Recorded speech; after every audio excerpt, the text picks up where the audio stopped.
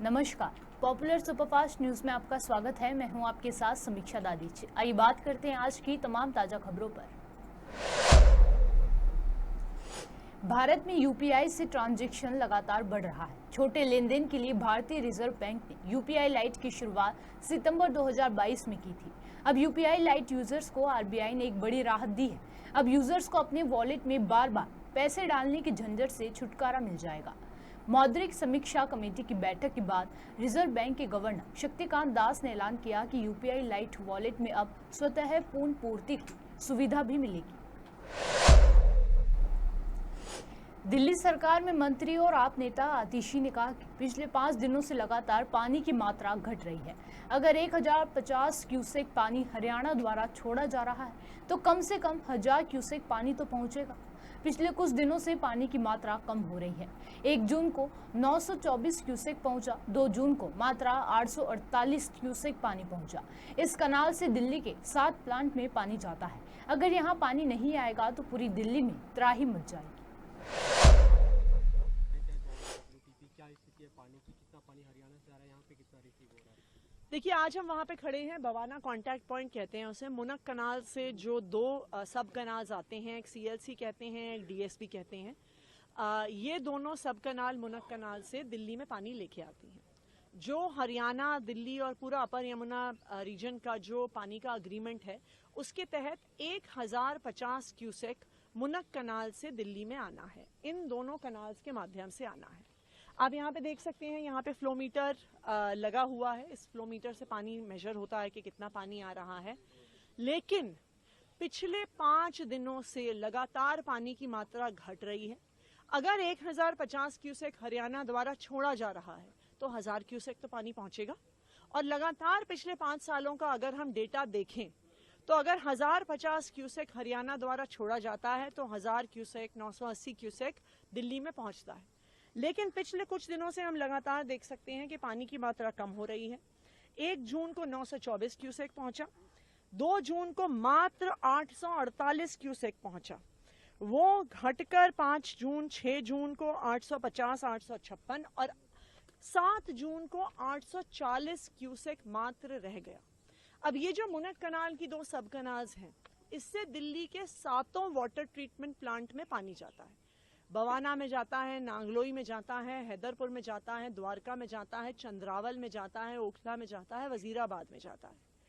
तो अगर 7 की 7 वाटर ट्रीटमेंट प्लांट्स को फीड करने वाली ये मुनक कनाल की सब ब्रांचेस में पानी नहीं आएगा तो पूरे दिल्ली में त्राही त्राही मच जाएगी। सारी दिल्ली में पानी कम पहुंचेगा। दिल्ली के सभी हिस्सों में समस्या होगी।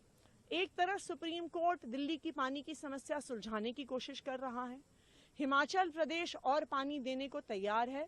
दूसरी ओर हरियाणा जो दिल्ली के हक का पानी है उसे रोक रही है और कांग्रेस नेता कन्हैया कुमार ने कहा कि पीएम मोदी तीसरी बार प्रधानमंत्री बनने जा रहे हैं। उसके लिए उन्हें बधाई, लेकिन हमारे लिए अभी चिंता का विषय है कि देश भर में नीट परीक्षा में जो धांधली हुई है और छात्रों के भविष्य के साथ जो खिलवाड़ किया गया है, लगातार इस देश में नौजवानों का भविष्य खतरे में है, अंधकार में। तो मुझे उम्मीद है कि पीएम मोदी इन चीजों पर जल्द से जल्द त्वरित कार्यवाही करेंगे। आप लोग कह रहे हैं कि ये एनडीए की फुल फॉर्म बदल दी। Nitish dependent alliance, Naidu dependent alliance और मोदी जी कह रहे हैं कि न्यू डेवलपमेंट अलायंस है। देखिए, मोदी जी प्रधानमंत्री बनने जा रहे हैं तीसरी बार, उनको बहुत बधाई। लेकिन हमारे लिए अभी सबसे बड़ी चिंता की बात यह है कि देश भर में जो नीट में धांधली हुई है और स्टूडेंट के भविष्य के साथ जो खिलवाड़ किया गया है, और लगातार चाहे पहला कार्यकाल हो, दूसरा कार्यकाल हो या तीसरा कार्यकाल हो, इस देश में नौजवानों का भविष्य खतरे में है, अंधकार में है। तो मुझे उम्मीद है कि प्रधानमंत्री जी इन चीज़ों पर जल्द से जल्द जो है त्वरित कार्रवाई करेंगे। 30 लाख से ज़्यादा पोस्ट खाली हैं, उनको भरने का काम करेंगे। और बार बार जो पेपर लीक हो रहा है, प्रश्न पत्र लीक हो रहा है, उस पर कोई ठोस कानून बनाया जाएगा। और बड़े पैमाने पे देश में जो बेरोजगारी है सबसे ज़्यादा, उस पर जो है कोई नई नीति लाई जाएगी, लोगों को रोजगार दिया जाएगा। और अभी जो तुरंत का मामला है, आपने देखा होगा कि नीट एग्जाम के रिजल्ट के बाद कई स्टूडेंट्स ने आत्महत्या की है। 1 घंटे में 2 से ज़्यादा नौजवान आत्महत्या कर रहे हैं। तो ये एक युवा देश के लिए, भारत दुनिया का सबसे युवा देश, सबसे चिंता की बात है। प्रधानमंत्री जी तीसरी बार जो है प्रधानमंत्री बन रहे हैं, उनको बधाई। लेकिन वो युवाओं और विद्यार्थियों के सपनों को जो आज तोड़ा जा रहा है, जिस तरीके से उनके भविष्य से खिलवाड़ किया जा रहा है, उस पर कोई कार्रवाई की हम उम्मीद करते हैं। राहुल जी के लिए क्या कहेंगे, क्योंकि आपके कई सांसद जो है वो ये कह रहे हैं कि अब उन्हें नेता विपक्ष का जो है वो संभालना चाहिए पद। अच्छा, वो तो मीटिंग है CWC की मीटिंग। सीपीपी की मीटिंग में तय किया जाएगा। हाँ। तो सांसदों ने मांग रखी है, आप क्या सोचते हैं कि उनको अब जिम्मेदारी? देखिए, पार्टी को एक प्रक्रिया के तहत बातें चलती है और चलना भी चाहिए, वो भी बैठकों में तय होगा। प्रधानमंत्री नरेंद्र मोदी 9 जून को तीसरी बार शपथ लेने के तुरंत बाद अपनी पहली अंतर्राष्ट्रीय यात्रा पर इटली जाने के लिए तैयार हैं। इटली के प्रधानमंत्री जॉर्जिया मेलोनी ने G7 शिखर सम्मेलन में भाग लेने के लिए निमंत्रण भेजा था, जिसे पीएम मोदी ने स्वीकार कर लिया है।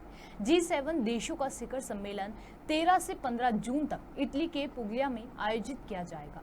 विदेश मंत्रालय ने एक बयान में बताया कि पीएम मोदी ने गुरुवार को इटली के प्रधानमंत्री मेलोनी से बात की और इटली के पुगलिया में होने वाले G7 शिखर सम्मेलन में निमंत्रण के लिए उन्हें धन्यवाद दिया। इस दौरान पीएम मोदी और जॉर्जिया मेलोनी के बीच मुलाकात होगी। शुक्रवार को टेस्ला के संस्थापक एलन मस्क ने नरेंद्र मोदी को उनकी हालिया चुनावी जीत पर बधाई दी, जिसे अब उपमहाद्वीप में टेस्ला के प्रवेश के अग्रदूत के रूप में देखा जा रहा है। मस्क ने एक्स पर लिखा, दुनिया के सबसे बड़े लोकतांत्रिक चुनावों में आपकी जीत पर नरेंद्र मोदी को बधाई। मैं अपनी कंपनियों द्वारा भारत में रोमांचक काम करने की उम्मीद करता हूँ। उत्तर प्रदेश की अमेठी लोकसभा सीट के चुनावी नतीजे की चर्चा देश भर में हो रही है। यहां से कांग्रेस प्रत्याशी किशोरी लाल शर्मा ने बीजेपी की स्मृति ईरानी को 1.5 लाख से ज्यादा वोटों से हराया। 2019 में स्मृति ईरानी ने राहुल गांधी को अमेठी में पटखनी दी थी, लेकिन इस बार कांग्रेस ने राहुल की हार का बदला ले लिया है। जीत के बाद गांधी परिवार से मिलने दिल्ली पहुंचे किशोरी लाल शर्मा का वीडियो राहुल गांधी ने अपनी यूट्यूब चैनल पर शेयर किया। वीडियो में राहुल गांधी किशोरी लाल शर्मा को गले लगाते दिख रहे हैं। असम में लगातार हो रही बारिश की वजह से बाढ़ जैसे हालात पैदा हो गए हैं। ब्रह्मपुत्र नदी फिलहाल उफान पर बह रही है। ऐसे में सोनितपुर जिले के कई इलाकों में नदी के आसपास कटाव की वजह से हालत भयावह होते जा रहे हैं। सोनितपुर के बरसाला गांव के कई घरों को नुकसान हुआ है और सड़कें भी टूट गई हैं। लोगों का आरोप है कि जल संसाधन विभाग और विधायक को कई बार जानकारी देने के बावजूद कोई कार्यवाही नहीं की गई है।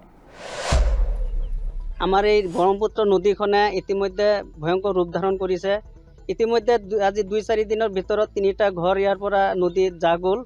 মানুহখিনি ৰাস্তাৰ কাষতে ঘৰ বনাই আছে আৰু এই গৰাখনীয়াটো হৈয়ে আছে। তাৰ লগতে আমাৰ ৰাস্তাটো আমাৰ এইটো মানে একদম মেইন ৰাস্তা।